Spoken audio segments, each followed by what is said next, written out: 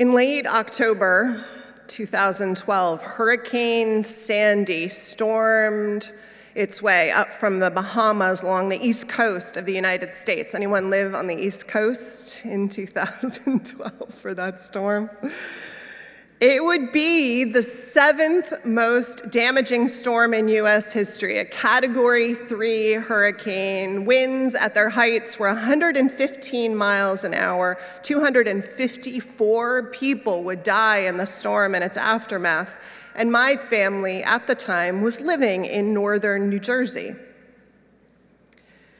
Thanks to modern meteorology, we knew the storm was coming in advance. So we filled our car with gas, which was good because many gas stations lost power or were on roads that were blocked, and so getting gas became a struggle. We gathered supplies, and we looked at the layout of our house. Given the trees that were surrounding our home, we decided that the safest place for us to sleep the night of the storm was in our living room. The 2 big trees that were in the front yard might crash through, but we figured they would hit the upper floor and it probably wouldn't crush the main floor of the house. If we stayed in the basement, we thought there was a chance we could get trapped there. We hovered near the back and the side of the living room because along our driveway on the left side of the house, there were a whole bunch of trees, smaller trees that had grown up more quickly over time, some variety of tree whose trunk didn't get very large, even though they were probably 30 feet tall. We weren't worried about them, but we did want to get as far from that side too as we could. The night of the storm, our mattresses were in the living room on the floor, and we had lanterns and water jugs and battery packs all gathered, and we lay huddled and listened to the whipping wind. We could see in the shadows of the street lights and out the windows the neighboring trees and their branches starting to whip and sway violently. Lila, our daughter, who was 8 at the time, got nervous when the smaller trees whipped around like jump ropes. "Don't be worried," I said, the wise minister, sage mother. There's a saying in some wisdom traditions that the trees that bend survive the storms. It's the rigid ones that break. That night, all kinds of things cracked and fell. You'd hear it, a loud crack and then a thud as they hit the ground. Against that scary symphony of natural catastrophe, we finally fell asleep. In the morning, we woke as dawn broke to survey the damage. To our surprise, the big trees out front had survived largely intact. A few smaller branches had come down, but mostly they'd held sure and strong. The side of the house was another matter. Those supple trees, the ones with the smaller trunks, the ones the old adage would have predicted would weather the storm best, they had toppled like dominoes. 3 fell right across our front door, blocking us from leaving the house. Others layered over our car and up the back steps to the backyard. They were the carnage of the storm. So much for wisdom traditions.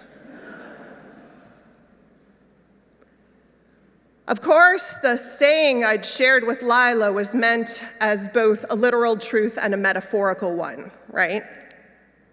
That those who are rigid in life will break in life's hard times, but those who can bend and move will make it. Like the Olympic skiers that we will be watching in the coming days, bent knees, bouncing and bobbing, to adjust the dips and the rises and the moguls on the mountain and make it down fast and alive.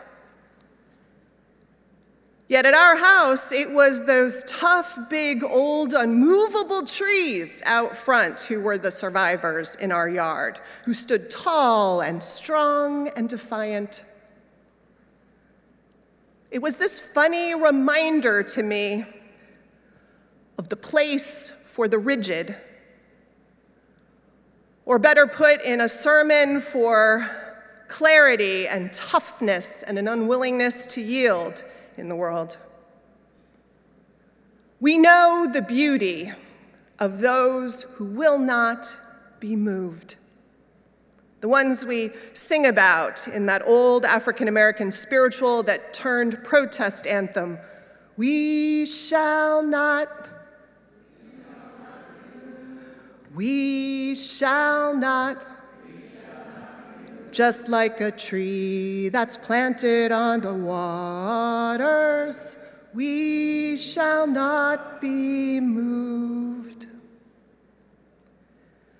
We see the images of them, the ones who will not be moved literally, standing as unmovable as they can be against the storms of ice and winter winds, of body and spirit, in the streets these days in Minneapolis, St. Paul, and here in front of our own immigration courts too, to try and guarantee another's rights and ultimately our own too. I mean, if you and I shall not be moved fighting for freedom,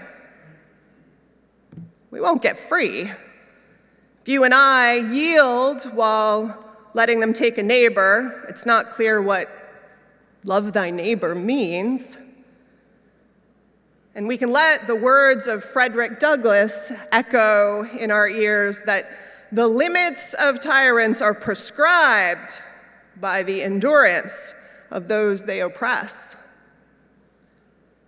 If we yield in some things in life, you and I, who are we after all? Who have we let ourselves become? So moral rigidity, unyielding determination, clarity, and ferocity has its place, my friends, doesn't it? We are grateful it lives in and among us. Sometimes it has been all that has held us together against the hounds of hell. And there is also, across cultures and time, a kind of love that lives in us for something related, a close cousin of moral uprightness that I'll call moral purity for today. Moral purity is similar and not entirely a good thing. It shows up in some religious traditions as literal notions of purity. In traditional Hinduism, there's a notion of purity that traditionally is a practice that's also used to uphold the caste system and reinforce it. In it, high caste Brahmins, the priestly caste especially, need to attend to concerns of maintaining purity. Certain foods are impure. Having people touch your food can make those foods impure. At an event I once attended with an Indian friend and colleague, I offered him one of the cookies that I'd picked up at a buffet on the side. I'd piled them on to share with everyone, and he said no, and then he went and got his own. And when he came back, I asked, "Is mine juta?" which is the Hindu word for impure and unclean, and he laughed and shrugged. Old habits die hard, even in their diluted form. Your profession, who you touch, who enters your home, one wrong move and you or your house or something can lose its ritual purity in these structures. Certain castes of people, namely the untouchables, do all the work that's considered unclean, handle garbage and dead bodies, even cut hair because hair is a dead material. And when the barber comes to cut your hair to your home, he does so outdoors so it won't sully the ritual condition of your home.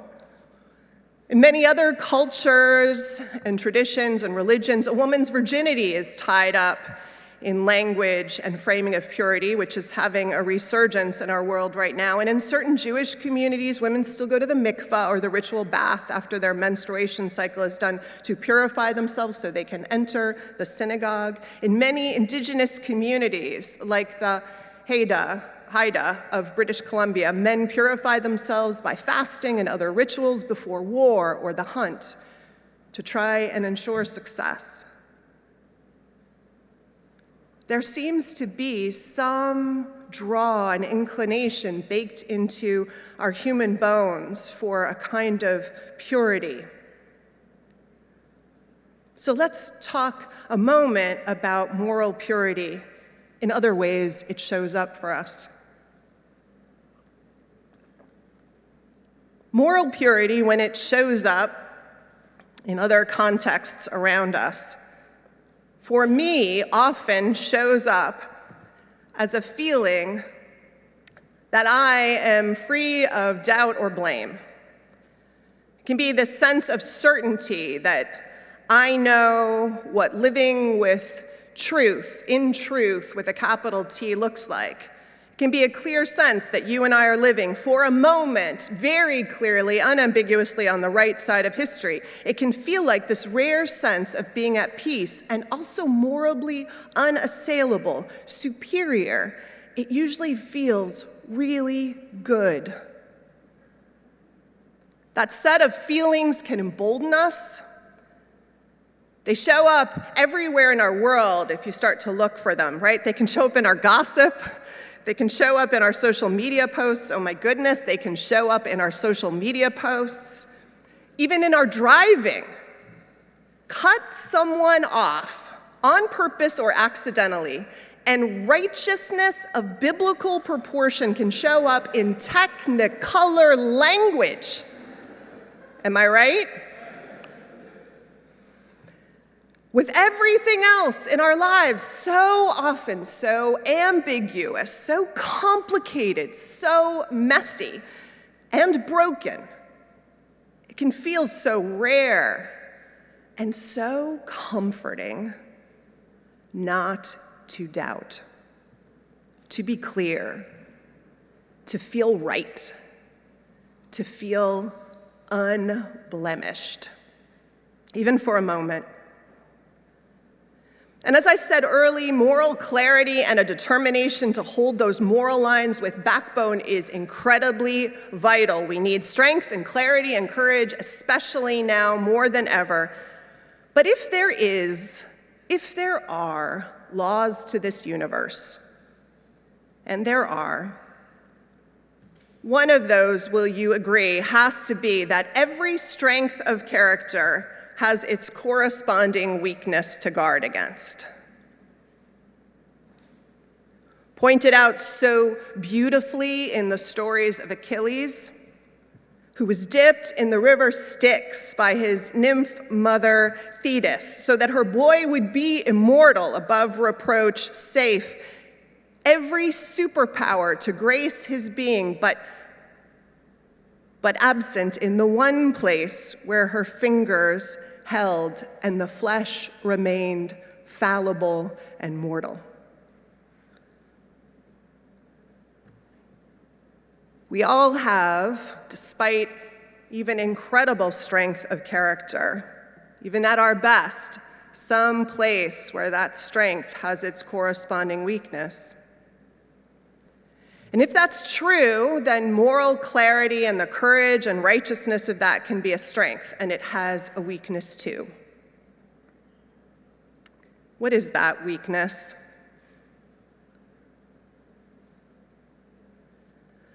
I think it's that because it can feel so good to be righteous, we have to be on guard against getting too identified with being the righteous. That it can feel so good to be righteous, to be right, that we unconsciously don't want that feeling to stop.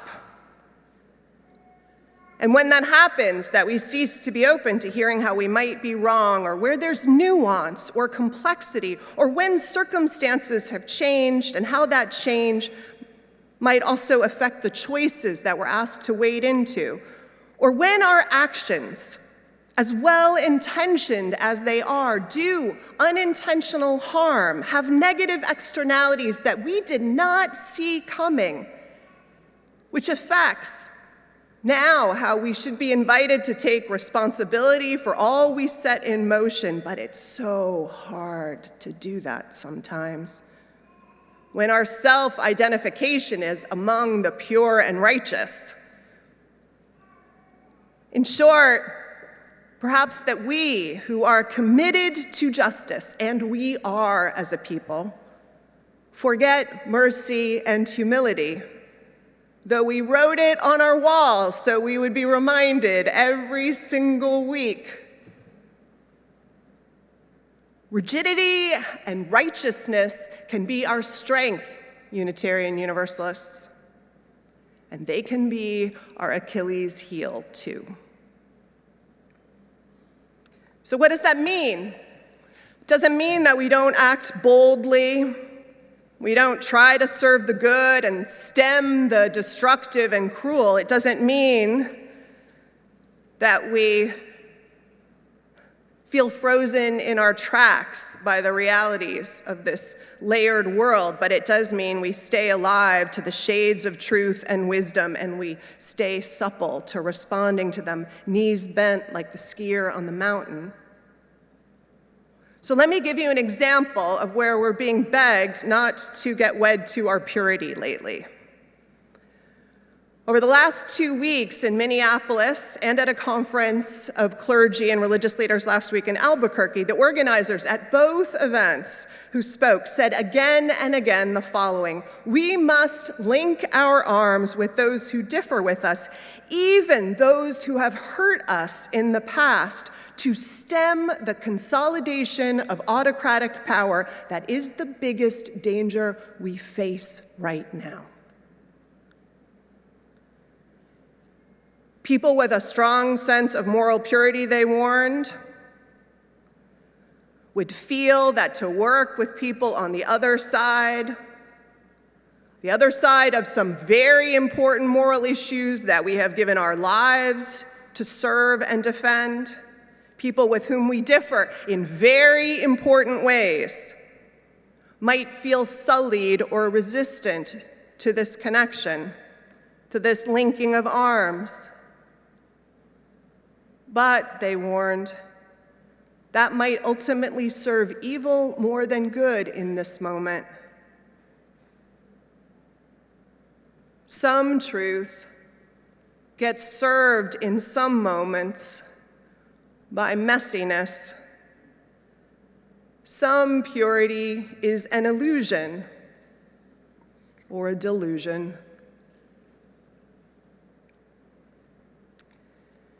It's a good reminder of so much, of the danger of binaries, right, of good and bad, especially when it comes to people, where to deny another's goodness stokes the fire often of demonization, and that can also feed that wonderful thing called confirmation bias, where we see only what affirms what we've already decided is true, and that almost inevitably leads to or tempts us to evil done in the name of good toward those people. We're being asked to tear down binaries as much as we can and reach for other hands, though we think them unclean.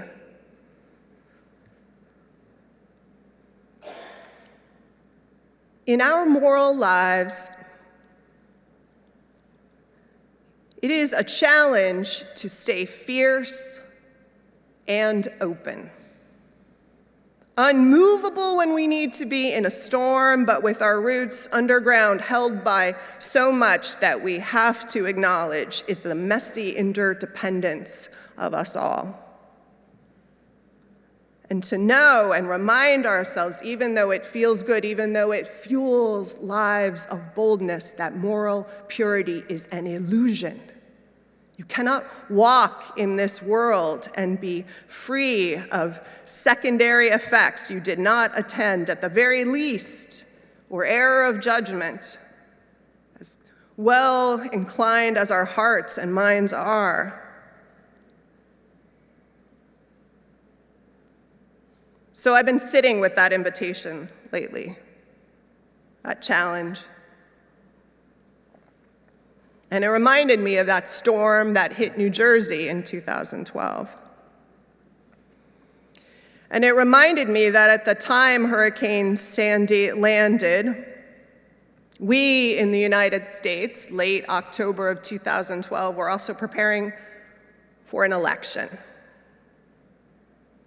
Maplewood, New Jersey, where I lived at the time, was and is one of the most liberal communities in America. I don't know where we got the data, but we regularly said we had the highest percentage of same-sex couple households anywhere outside of New York City. And our sister town, South Orange, was historically a town that had welcomed Jews and black families when they weren't welcomed elsewhere. So we were fiercely, proudly, self-righteously liberal. And Barack Obama was running for office pitted against Mitt Romney. Our dukes were up. Our spines were tingling. Day 8 after the storm was the eve of the election. It was also the 8th day that I had no power in my house because 24 power lines had been taken down from the transformer down the many roads that would take it to the power to my house. So it was taking some time, and I was exhausted. I've been rationing my limited gas to drive to church, in another town to recharge my phone and check in on older and isolated parishioners. Some of the staff was actively decompensating. Our refrigerator was out, so it was hard to make meals. We had no heat, and it was getting cold at night. And I stood that morning in my bathrobe at the end of my driveway to put my kid in a makeshift carpool to take her to school that had finally opened again. And after I put her in the car, I just stood there and cried because I was done.